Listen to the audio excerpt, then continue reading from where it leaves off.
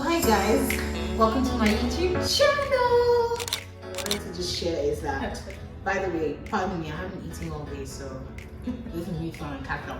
But today is going to be like the first launch of our Sip and Chat series.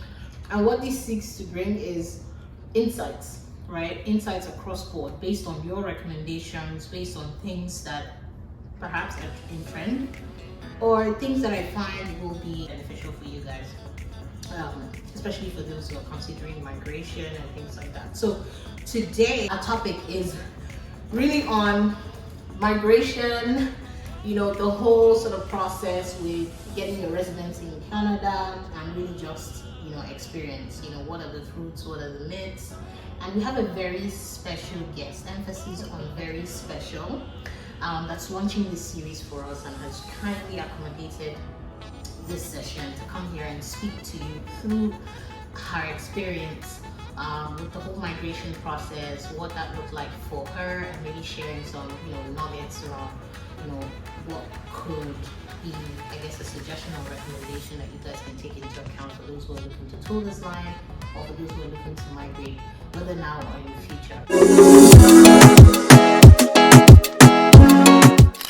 Without further ado, I would love to introduce Nkechi. Fun fact, guys, Nkechi was the very first friend I made coming into Canada. In fact, this is how we met. I met her through a family friend of mine. I just basically pinged her. I was like, hey, I'm actually migrating to Canada. You know, can you just, you know, hook me up and like show me the way and stuff? And the first number she sent me was Nkechi's number. I wasn't sure why, but I eventually realized when I spoke to her, because I remember in Ghana, I called her. That was like a month or two to actually moving here. Yeah. So I called her, and on the day we spoke, it felt like we've known each other for years. It was just so free. In fact, we spoke for over an hour actually. Yeah. So it felt like we've known each other for the longest, and that's when I knew, hey, this is definitely one to have in my corner. And when I moved, she was definitely the first person I called as well.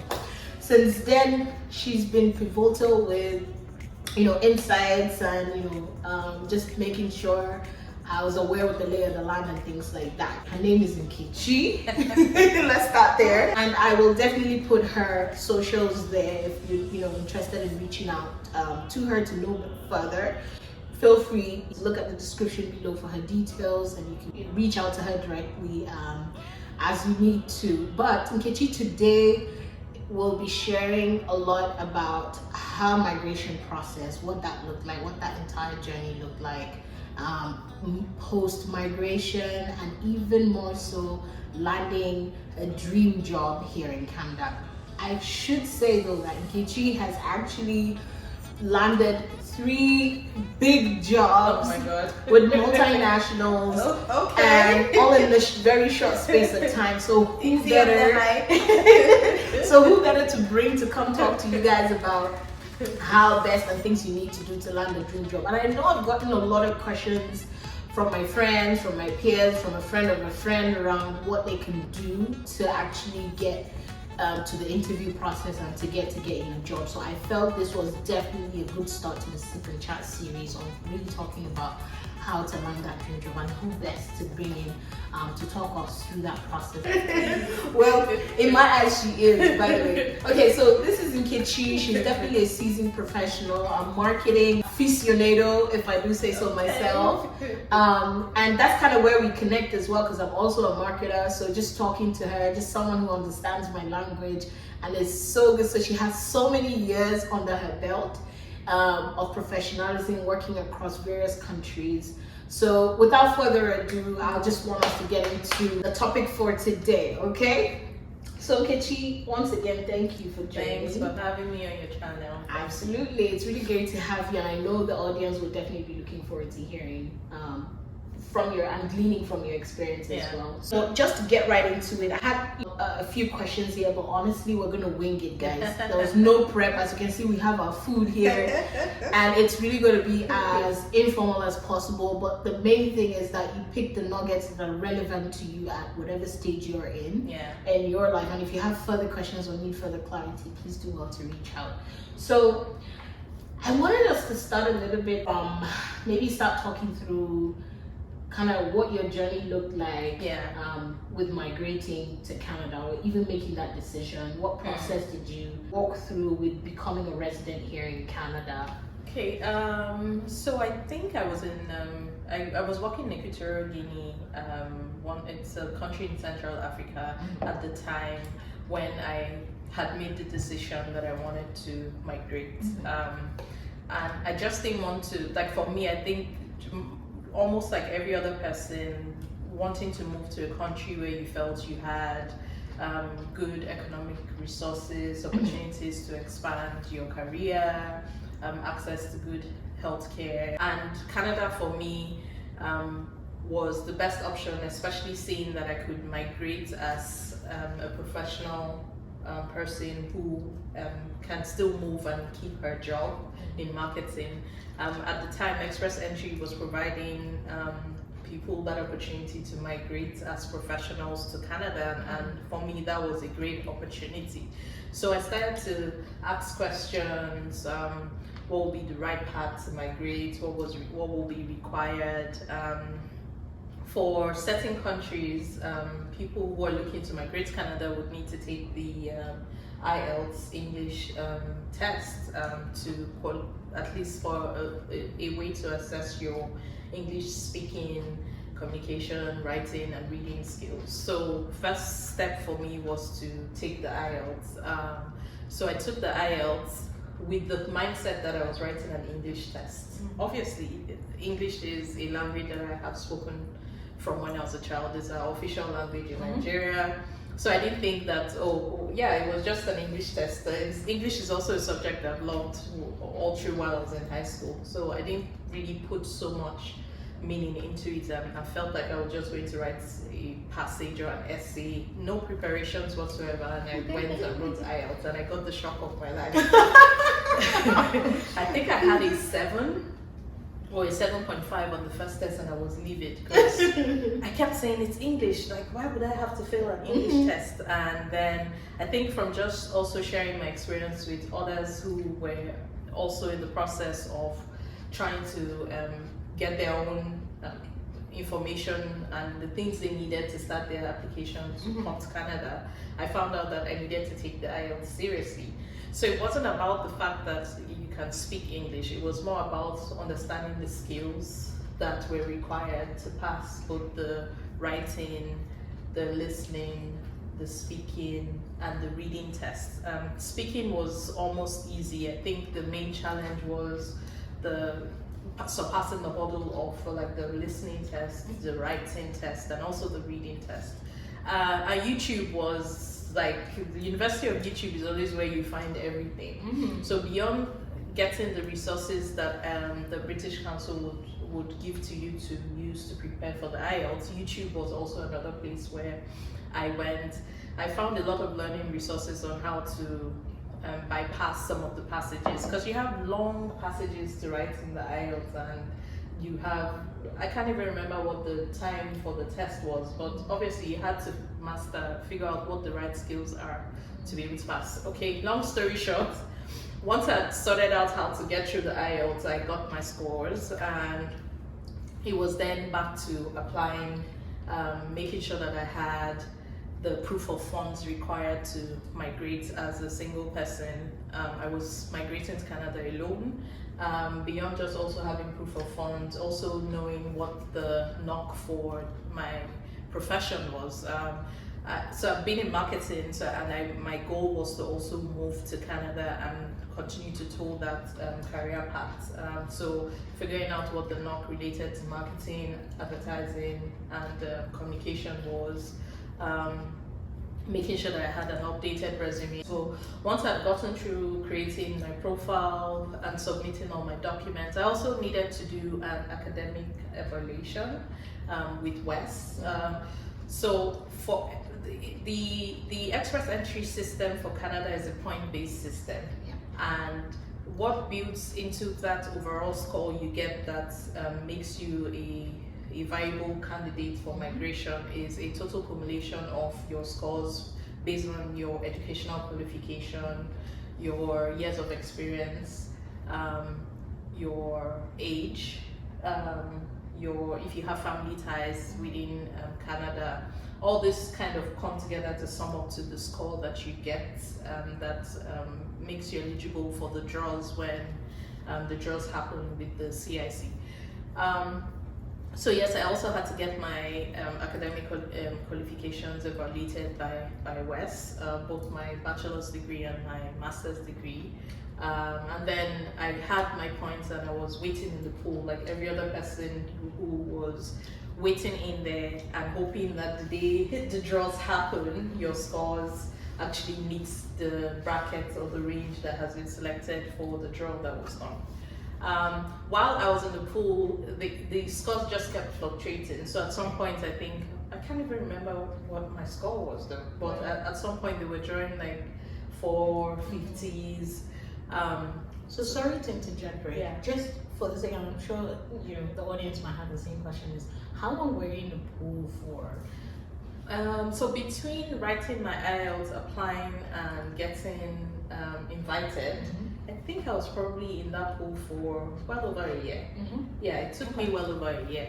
And this was because, yes, I had to retake the IELTS. So with my very first IELTS score, I created my profile, irrespective of what my points were.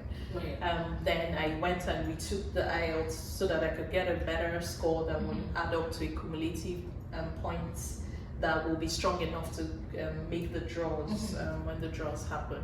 So you were able to update? Yes. So once I'd taken my other IELTS, I went back into my profile and updated my scores to reflect the current score that I had, and to also reflect the current total cumulative points that I will get based on that test score. So I was at the pool. Every time a draw happens, I will go there and check, and you see maybe today it was like 500 or it was like 450. I can't remember though. It's been a while. It almost feels like forever. So one day I received an email and it says that I have been nominated for a provincial nomination for Ontario. And I remember wondering, I'm in the express entry pool, why is Ontario nominating me? And so I'd spoken to a few people that I already knew had landed and wanted to understand what the implication was. And they had said, and I remember the first question the friend had asked was, where were you initially planning to migrate to in Canada? And I said Ontario. And he's like, yeah, so what are you complaining about? You got a provincial nomination from the province you actually want to go to, and it's actually one of the best provinces, so you might as well. But for me, I felt like, I didn't want to have to go to the process twice, because what the provincial nominations meant was I would have still had to pay the fees for the provincial and then get the additional scores that the provincial gives you, which was about, I think, 600 points at the time, and then still wait in the pool and get pulled for the express entry and still pay the express entry fees. So it almost felt like I was going to be spending double. And I didn't think it made sense, but understanding that a lot had changed between the time I was in the pool and there were a lot of uncertainties. How sure are you that the scores will drop to what your point is, and how soon will that happen? And you never know. Time is very fleeting.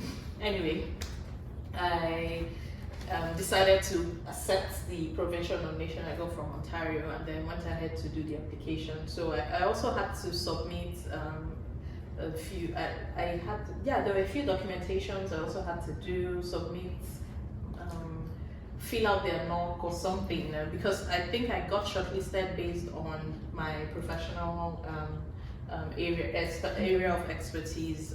They were pooling people who were in advertising and marketing at the time, and that's how I got nominated. And I think, fun fact, there are certain provinces in Canada that you cannot apply to. The provinces will be the ones to nominate you, and apparently Ontario was one of them. But I think that what also put me in that space was because when I was filling out my express entry form, you get asked the question if you want to also be eligible for provincial nominations, and I answered yes to that question. And I remember also identifying, I've selected all the provinces, but these are just default things you do, and you don't know that they kind of come in handy for you at the time that maybe you even least expect. So I got the provincial nomination, went through the process. Once they had also reviewed and approved, I got the additional 600 points. And I think the next express entry draws right after the points reflected on my profile. I then got the express entry invitation to also apply. So yes, I had to do the process twice, but it still came in handy for me. Once I got my express entry nominations, I also went through the application, had to do the medicals, had to pay the fees that were required for the federal express entry, and then it was just a waiting game from there. I feel like that waiting time almost puts you in a space where you're like, why is it taking forever? But I'd done also some research before the application, and I realized it would normally take about 6 months between when you submit to either hear back that you were moving forward to get your biometrics done. So it might sound like a long process, but at the end of the day, it was a worthwhile process because it meant that I was migrating to a country legally, and I was not migrating and having to feel like I was starting from scratch. I was migrating as a professional person who works in marketing, and all they just took in my head was once I had arrived in Canada, it meant that I could then start to pursue career opportunities in marketing, because that was my area of interest, and I wasn't looking to change my career upon landing in Canada. No, that's fabulous. And guys, I don't know if you caught this, but just listening to her, I've got a few nuggets in there. One is, don't be afraid, because when people hear PR or PMP, they just get scared. Oh, that's a long process. I've heard a lot of people say that. I also migrated on an express entry visa as an expat worker. So I went through that process. Everything she was talking about just basically just gave me, it's almost like a deja vu of my process as well. It's not, when you look at it, it's not as tedious as people make it out to be. It's really just a matter of you being able to collect all your documents. Everybody gets to take IELTS at some point in time. So taking those IELTS and not assuming, another nugget I picked from her experience was, don't assume that because you're from an English speaking country that you will ace IELTS. Charlie, it will shock you. I'm gonna tell you that it will shock you, because especially the reading, you would think, hey, I can read and stuff, but there are often times where you could have two answers in one question, and you'd be like, oh, it then boils down to a guesswork. So it's that, I'd say it's not tedious, but it's definitely a tricky sort of exam to do, to navigate. Exactly. And within the time frame that's given, right? Like she said, the speaking is pretty dope, but there are certain things or rules that must apply for you to actually excel at speaking. So like we're doing now, we're speaking, but doesn't mean you're going to pass your speaking test. You need to ensure that you're using all the big languages and things like that. Exactly. Another nugget I picked as well was, when you're filling the form and they ask you, oh, do you want to be counted, or do you want to be chosen or eligible for the PMP process? My dear, tick it, whether you understand it or not, tick it, because from her story, it essentially means that the fact that she ticked that was a determining factor with them reaching out to her for that opportunity in PMP. Now, for those of you guys who don't know what PMP is, PMP means Provincial Nomination Program. And it's a program, simply put, that assesses an individual's work experience, educational level, and your background, and they determine based on those things that I've just mentioned and based on the need in the market at the time. So each province, as I understand, they explore the PMP program. So if you're looking for a specific province, it doesn't have to be Ontario. If you're looking at Alberta, if you're looking at BC, there's definitely a PMP program associated with that. So just do a simple Google search.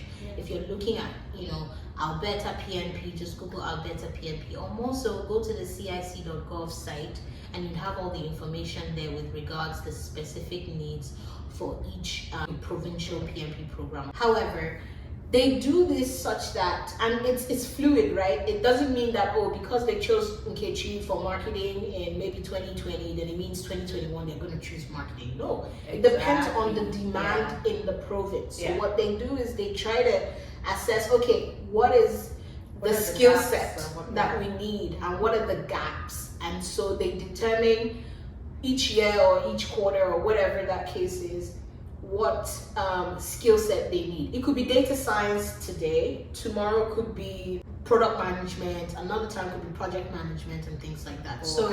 Or IT, right? Or even like it could be anything, right? You get the point. So it's really a waiting game at the end of the day. So when you're in the pool, explore all the other opportunities, and when they come knocking, please grab them with open arms.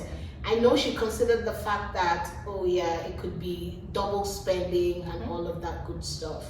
But, you know, what is worth doing? I mean, if that's your goal, then totally go for it. And there's always, you know, a workaround for it. So these are the 3 nuggets that I picked from her experience. Like I would say, guys, don't be scared with exploring the PR or the PMP process.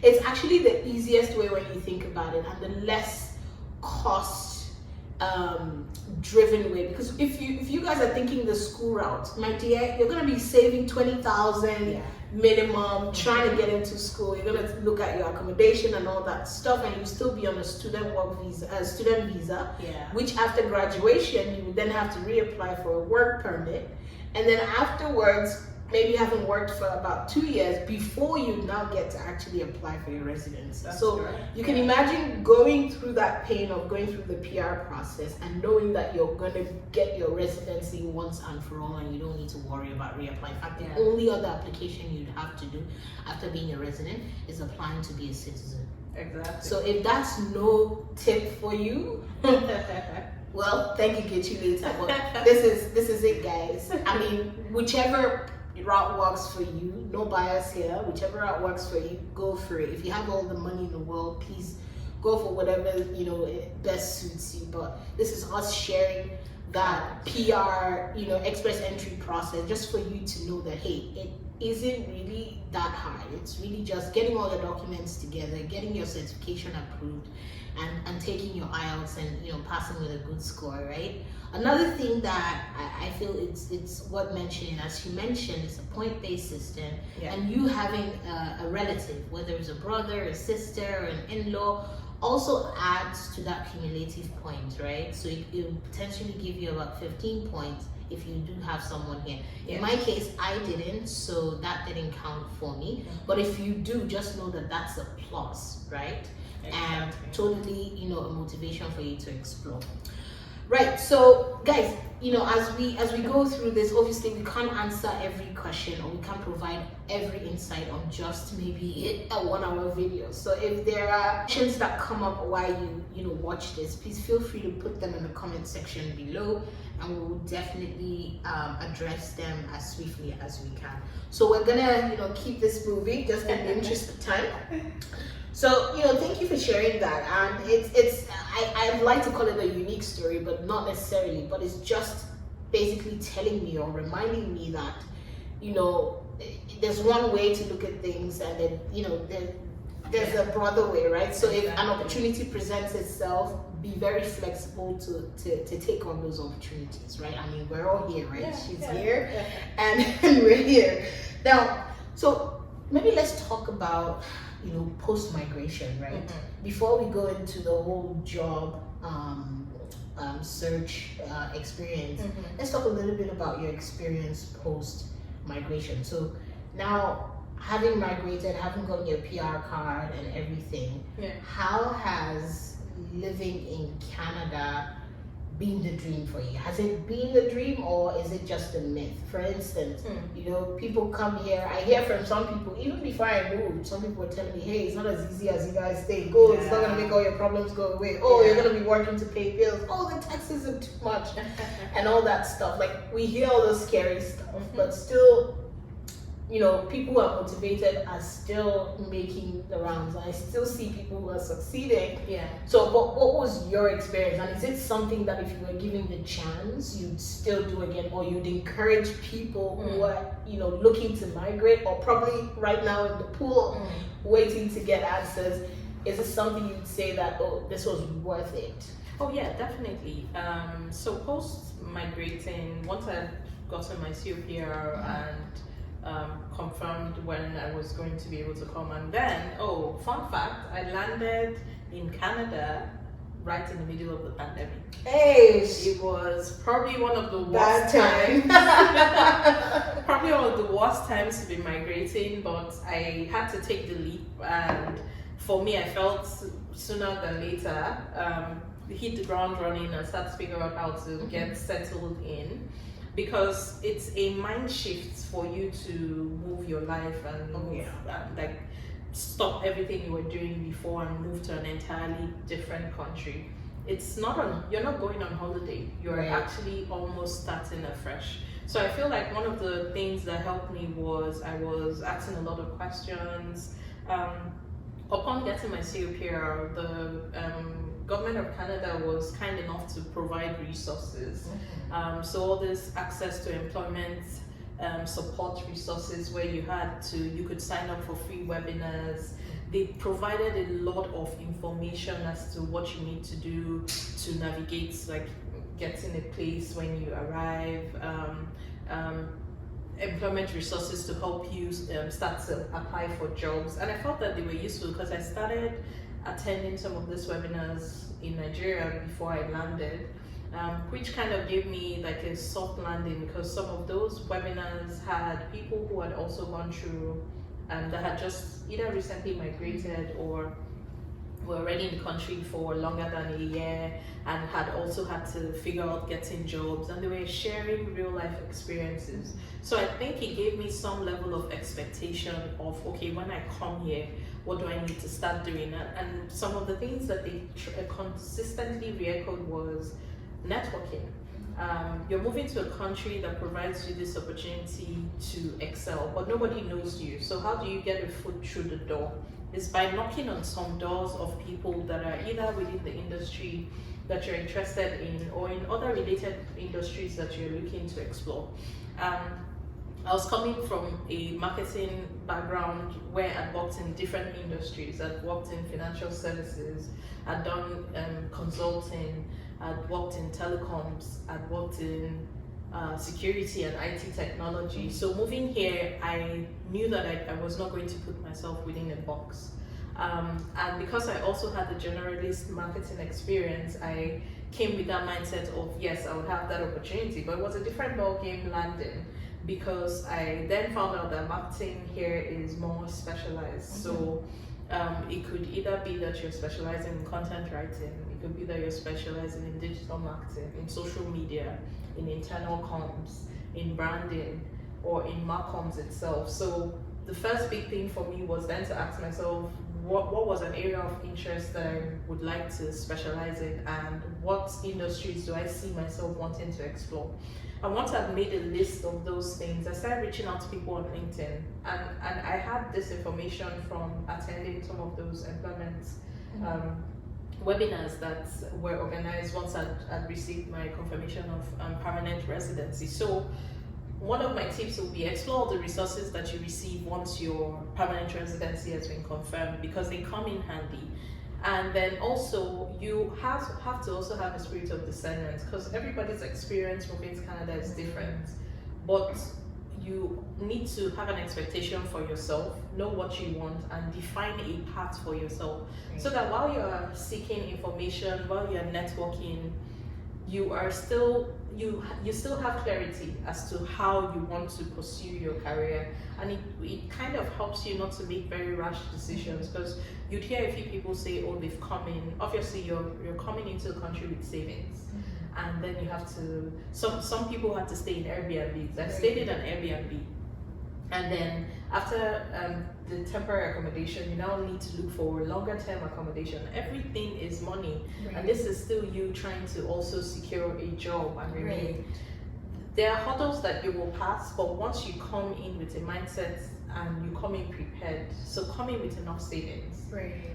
Know what you want in terms of what you want to pursue for your career, so that you're not pressured to want to start taking any job that comes your way. Right. Because I feel like once you've gotten your foot through the door in terms of getting a job in your career, like it's like the opportunities are endless after that. After that, so keep yourself in a space where you know that it still puts you on track to pursue your career goals. So I think that was called for me. I started reaching out to people, asking questions, people that I've never known before, and stuff that I probably never have done before moving out to Canada. And the reception was quite warm. A lot of people were responding, and I think one thing I learned on LinkedIn was don't just send an invite. Send an invite with an introduction of yourself and a bit of a blog as to why you're actually reaching out to the person, so that expectation and reality matches. You're not asking them to give you a job, you're asking them that you want to learn about their experiences. And I think that helped me a lot. Like once I'd understood how to also tailor my resume to the Canadian market, how to make sure that I'm using keywords in the job descriptions that would help me to also break through some of the application tracking systems that are set when you apply for roles over the internet. Everybody experiences that.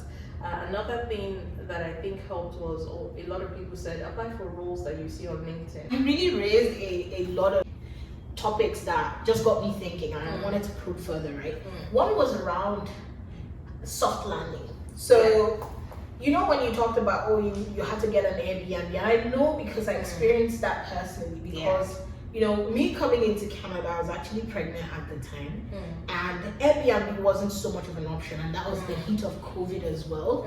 And I was extremely paranoid, you know, OCD type stuff with, you know, how clean is the Airbnb? Would that be conducive for myself and the, you know, baby that I was carrying? So that wasn't an option for me. And of course, exploring hotels would have been so expensive because I didn't imagine how long I would have to put up in a hotel before I found a place. And coming to Canada, I realized, or even prior to coming, that your credit score and having maybe they don't tell you about that. Exactly, your credit score and having a referee plays a pivotal role with you actually getting even a rental space, whether it's even just one room. You have to have, you know, your credit checked and all that stuff, and all that you can't do whilst you're away. You definitely have to do that here, because you have to set up, you know, your credit account. You have to set up a billing system, whether it's your phone bills and things like that. You have to get your SIN, a lot, right? So I didn't realize that coming here, some people decide to get their houses before they come, but in that way you'd have to either, I mean, that's a topic for another day, so I digress, pardon me, but you'd have to figure out so many other ways, and I'm going to share my process, like my experience in that light and what I had to do to like navigate. Basically, you know, it's really difficult finding a place, because ideal situation is that you find a place so that once you land, you have somewhere to go in and set up.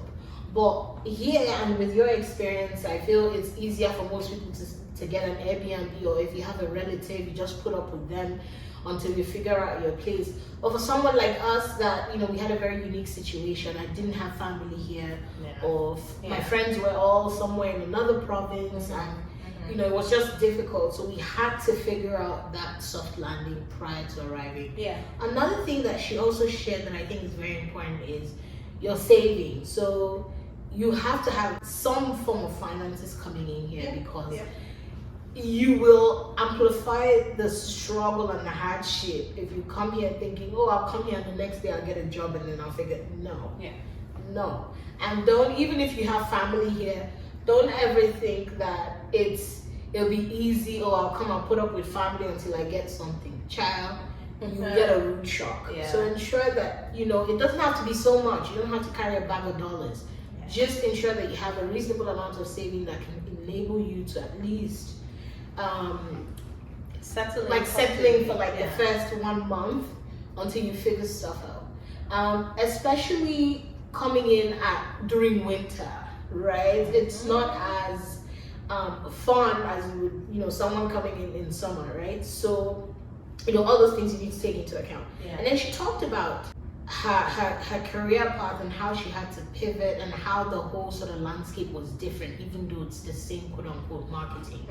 Yeah. But she had to change, she had to pivot, and she had to modify again, hear that, modify her CV to suit the lay of the land. So again, irrespective of where you're coming from, it might be similar, it might not be, but most likely for us coming from Africa, for instance, it's so different. So I remember with me, I had to kind of rebrush my CV to ensure that it's actually speaking the language that it needs to get the foot on the door, like she mentioned. Again, she mentioned keywords, so ensuring that those keywords are in there, because some of these companies you find actually have electronic screening process. Exactly. And you don't have a human coming to sit and read CV. Ain't nobody got time for that, child.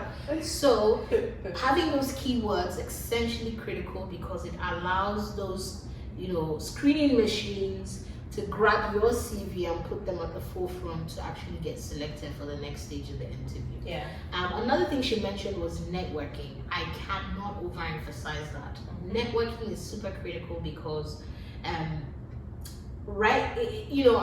we know from back home, it's who you know. They say that, who you know. It's the same here, but they just, westernized it, right? So the who you know in this case is networking. Exactly. Right? That's the English word for it, okay? So on LinkedIn, like she mentioned, reaching out to people, and sometimes, most people don't, there are a lot of people you reach out to that most likely won't respond. Yeah. That shouldn't deter you. Keep doing what you do. There's definitely at least 1 in 10 or 1 in 20 people that would respond to you. right? And sometimes it's beyond even just sharing your pedigree and giving them like 3 long notes of what you do and who you are and who you think you want to be. No, sometimes it's just, hey, this is me, I just migrated, can we sit and have a coffee? I'd love to glean from your experience, right? Yep. So you could do that, because Canada can be boring, and everybody's looking for a chance to like meet and greet and all of that good stuff. So if you meet someone like perhaps Nkechi or myself who loves to like just meet people and learn and enjoy, my dear, I'll be responding to that and be like, where, when, okay? So I think she really shared important things, and you might think, oh yeah, we all know that, you got a network, but it's really how you do it. Exactly. That's important. Yeah. Network doesn't mean you're adding like 500 people that are in marketing. No, child, not gonna work. So you have to like carve that niche. You have to do research, right? Because yes, you're a marketer with like 100 years of experience back at home, but when you come here, especially when you do not have a real Canadian experience, they call it RCE, it kind of limits you in a way, irrespective of how many years of experience that you have. Exactly. Yeah. Now, when you come, again, that's speaking the language. You have to be able to position your CV in a way that would appeal to whoever will be reading your CV. So I'm gonna pause there because I need to get more insights from her. I'm just trying to summarize and make sure that you really caught the nuggets that I'm catching, because I'm learning as well. Okay, so for you, right? So just moving on. Yeah. What in your opinion, and I know you've alluded to a few, but what do you think throughout your experience from the process of moving here, getting all your jobs? What do you think has worked well for you? And what do you think, if you were given the chance, you would, do differently? And what what would be those suggestions or maybe recommendations that you would offer to someone who is looking to toe in the same line that you did? For instance, coming in as an expat worker, migrating, and soft landing, and also being able to land their dream job. What was your major highlight learning across these experiences? Well, I think one major thing for me was the fact that I had to filter information that I was receiving from everywhere and different people. Everybody's story to how they landed and how they figured out a path for themselves is different. So I had to create that mindset where I was able to ask for information, but yet filter and still remain focused on what my goal was. So I knew that I wanted to remain in marketing. Right. And I wanted to make sure that I was still in a space where I could continue to progress in my career and not essentially take 10 steps backward. So as much as I wasn't applying for managerial roles at the level where I was before I migrated, I knew that I wasn't going to start to be applying for an entry level position type role, because I wasn't coming as an entry level person. I'm not fresh out of school. I had quite a ton of years of experience in marketing under my belt. So having that mindset, I think it put me in a space where I was clear as to, okay, what type of roles I wanted to start applying to and how I was going to tailor my resume. But it also meant that I was consistent. I explored the volunteering route. Like you had mentioned that Canadian work experience is an important element, especially because you're bringing all these great experiences from everywhere that you might have walked across the world, but you're coming to a company and you're explaining this job responsibilities that you're taking on, but they may not be essentially relatable depending on the organization that you're applying to. So for me, I felt like if I wanted to start to build a portfolio of experiences that could count towards my Canadian experiences, volunteering was a pathway to that. And not just volunteering for the sake of, I also wanted to make sure I was looking for opportunities within the same career path that I was. Right. So I was looking for marketing volunteer opportunities. COVID had happened and a lot of people were working from home at the time. I was interviewing from home at the time, which was perfect because it meant that it took away some of the stress of having to dress up and start trying to navigate And cost as figuring well. out how to get to a company, spending transportation costs, you know, you just moved your whole life. So somehow, thanks to COVID, I'm sorry, yeah, it sounds very, very bad, but it actually helped take away some level of pressure because it meant I could sit down in the comfort of my apartment or my room and have those interviews, prepare for it ahead of time. Anyway, all these things kind of helped me, and by the time I had started volunteering 1 month into landing in the country, and I started getting interviews by my second month that I was in the country, and I think by the third month I had landed my first job. And then obviously career progressions will come and go, and then I saw myself transitioning, and now I'm currently on with another company. It's not the first organization I had joined when I moved into Canada, but it took consistent planning. It also took me saying, this is the path that I want for myself, understanding that I was going to be working in a space that was different from what I was used to back home, and also maybe some other places I'd worked across the world. So you need to have an understanding as to what do you want, how can you go about it, explore your options. Like, the opportunities are endless. So I feel like people come in, and if you're not getting response, I apply in a day, I can put out 100 applications. It's that crazy, but you never know that one application that would be the one that opens the door. And once you get that one interview, your confidence level shoots up. Your confidence level shoots up. You will see that there's a change in how you're even preparing for the interview. So don't give up. Like, it might be exhausting, everybody's story is different, but you will eventually get that break. So as long as you're doing your research, you're asking the right questions, you're networking, network within your culture, across your culture. You never know who that person is that would be that support system for you, that gives you that break that you're looking for. So this would be some of my nuggets. This is very well said, guys. You know, what I hear, or what I can summarize from what Nkechi just said, is really be open to change and be comfortable with it, right? Change is the only constant. And I've seen also from my peers, my colleagues, and even my friends who have also migrated, that a lot of them have had to pivot in their career path. I mean, Nkechi has been fortunate to still stick to her career sort of profession. But that doesn't mean, for the most people that I've seen migrate, they've had to actually pivot. I've seen a lot of engineers who have come here and redevelop financial themselves, services, and now yeah. exactly financial services, or even become data scientists, or Project become project managers, management, operation yeah. managers, product managers. So again, like the opportunities are limitless, they are endless. So push yourself, understand the trends, understand what is in need at the time. Because imagine during COVID, and let me tell you, fun fact, marketing as a career path was, I think people started to understand, and not just people, corporate world started to really understand the criticalities to marketing. Yeah. Because at the time there wasn't any in-person interaction. Exactly. There wasn't any, like, companies wanted to really stay abreast. They wanted to save costs because obviously employees weren't coming into the office, and the only way to get their businesses out there was through digital. Yeah.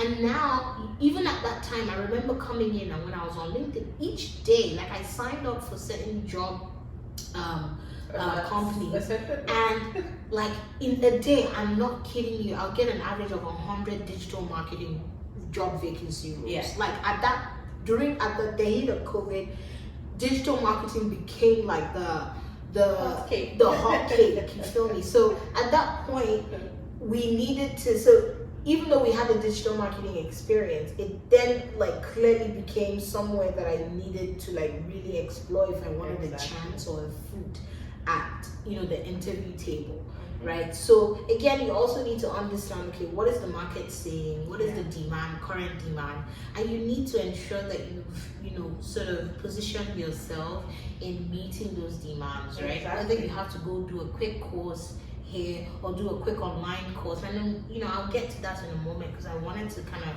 piggyback on what you said. Between when you started job hunting and at the point you got your first interview, did you find, or did you explore sort of any developmental courses or digital courses that you felt was critical with you actually landing the job, or maybe even answering some of the interview questions? Yeah. And stuff? At the time, no.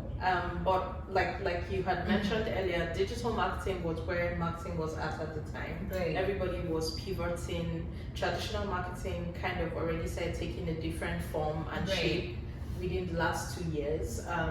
But COVID then brought a different kind of reality to it. So I knew that was also a skill that I needed to update. So I was exploring online resources.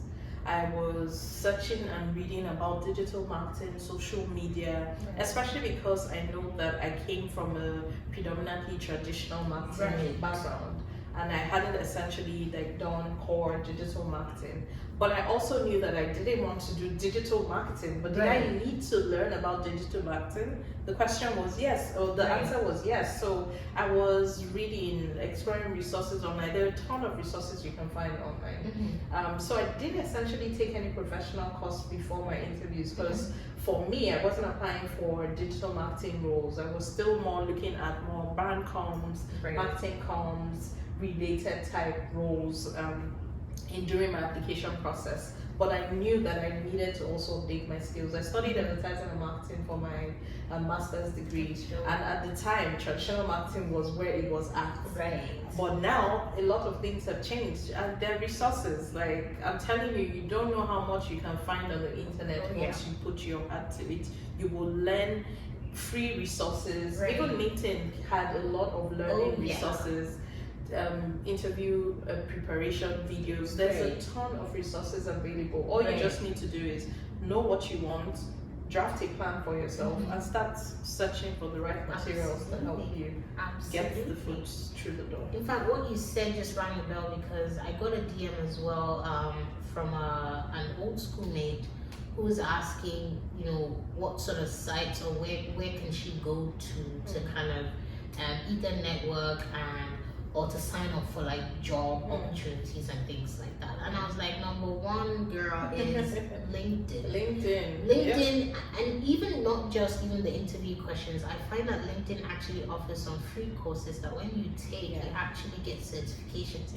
And these certifications aren't just like certifications that last for maybe a certain period of time. They're like for life. Like I'm personally taking some of those. I've taken content marketing certification in real estate, that are taking that across industries. Another thing, with regards to the change topic is sometimes you're not just changing with regards to your career, or your background, right? Sometimes you're changing with regards to industry. Yeah, you're just updating your skills Right. to meet what the current industry trends are. Yeah. Like when I first started, my first, job was actually here in Canada, was actually working with a marketing agency, and I was very intentional about that. Reason was I wanted to have that cross-industry experience in terms of I've been, into healthcare. I'm a medic, by the way, so my background has been healthcare, and I speak no other language than healthcare. That's what I'm passionate about. Yeah. However,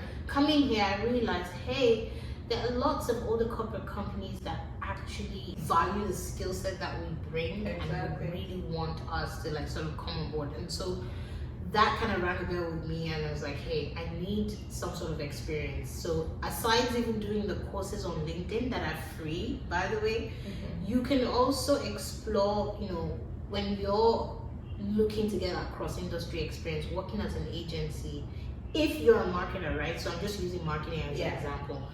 You can work at a marketing agency, and what we did there was I ended up working for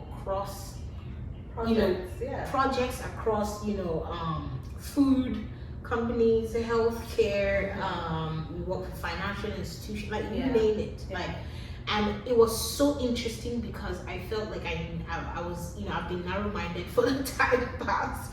And it was interesting that I started to actually love being able to do the whole FCMG marketing, do the whole financial marketing, and really understand sort of how that works, understand the dynamics and things like that. I mean, at the end of the day, marketing is, the fundamentals are still the fundamentals. Exactly. It's pretty much the same. But there are also certain dynamics that we need to take into account when you're working cross industry, and that really helped me, even though I'm back now to my first love. But it gave me that foot in the door. So again, what I say this to say though, that the change doesn't just happen vertically, it could happen horizontally. Exactly. So just be open to explore all those options. And one thing that I think most people don't say well enough is, don't be shy to get that small job at first, irrespective of what they're paying. I can't tell you how much they were paying me for my first job. She was on the receiving end of my rant. I was like, girl, with how many years of experience that I have, you can't believe what these guys are paying me. No benefit, nothing. I'm like, dude. So, but then I still, I had my eyes on the prize. I had my eyes on the goal, and the goal was to build that, Canadian experience. Exactly. To also explore cross-industry sort of, experience, and see for myself if this is something that I really wanted to do. And if not, at least you have that experience that if eventually in future you wanted to pivot to another industry, you can add that to your resume, right? You can always have something to speak to. So for me is be open to just about anything and making sure you're focused on what your goal is. So no matter how small your pay is, my dear, start there. Even if it means you working there for 6 months and then you moving on to the next thing, totally do it. Because once you have, I worked at my first place for just a couple of months, and I moved on to the next role, right? So even if you're working somewhere for just 1, 2, 3, 4, 5, 6, 7 months, like she said, it changes, it gives you that sense of confidence that you've actually been able to surpass stage 1. And then when you're going to subsequent interviews, you're now like, Charlie, we can do this. And honestly, it does a lot of things, beyond the psychological aspect of things. Physically, you're really gunning for more. I remember when I first I got my first role, when I started working and all that stuff, when I was then applying to other roles, I was more so moved to applying to roles that were even bigger than the roles that I was actually currently in. I agree. For instance, I was gunning for the director roles, the head of marketing roles and things like that, right? Just because I felt, I had the experience, putting together even my prior experience and things like that. So it just gives you that sense of, hey, I can do better. better, and then it pushes you to actually do better. You know, just Sure. putting it back to you is like, okay, from your experience, like what would you consider is actually true to what they're saying, and what really is a myth? Well, I feel like it's different for everyone because I know of a few people who have gotten jobs before they landed. Right. But I think it also depends on your industry. Right. A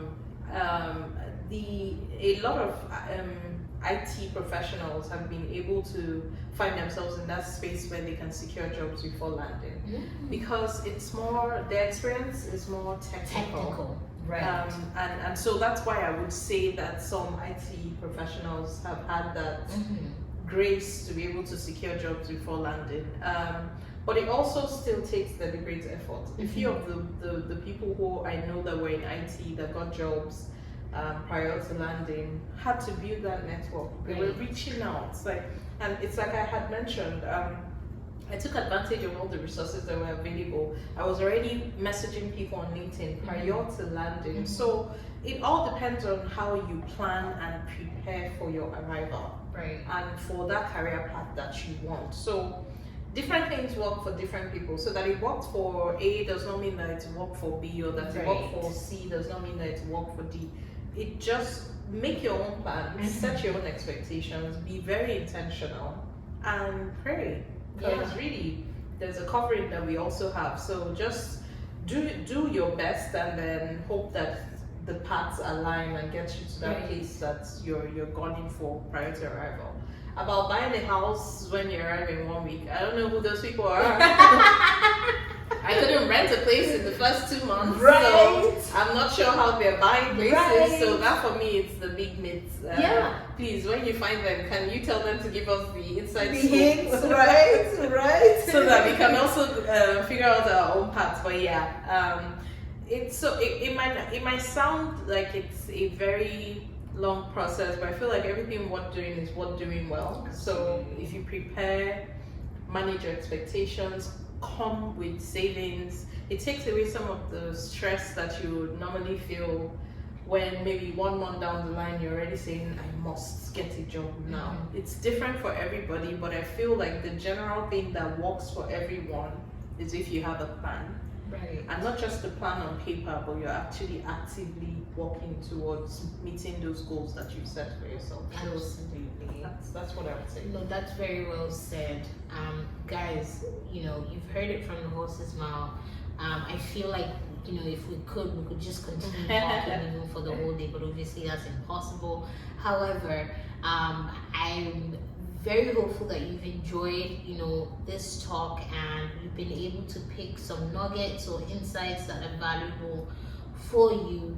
And if you find that perhaps there are certain areas where you'd like us to maybe address or maybe touch on, maybe share our experiences on, please just leave that in the comment section. To be able to reach out to us, and we'll definitely share more on this. And also, in that same vein, there's going to be multiple episodes of the Sip and Chat series coming up across different topics. Guys, you don't want to know, so you want to stay tuned for this, because I'm being intentional, and why I'm doing this is essentially because this is something I had wished I knew, or I had watched, or I had, someone had furnished me with prior to migrating, just to allow me to make an informed decision. For instance, when I was doing my PR process, there was no video of that sort that I could find on the process. I literally had to go read up, go to the CIC Gov and just read up on everything, and then word of mouth, like those who had been through the process, I was just asking and stuff. So we're making this video just to share like real experience, so that you're making realistic expectations, right? Like she talked about, your expectations, like they differ, right? So you have to make expectations that are realistic, right? So whatever you're planning, plan for the best case, plan for the worst case as well. So there's definitely more to come. I know for the next series we're going to be talking about small to medium enterprises in Canada. We're going to have an expert SME also coming and talk through that, someone who's actually set up chains of businesses as well, to kind of walk us through that process. Because as you know, we Africans, we don't like to do just one thing.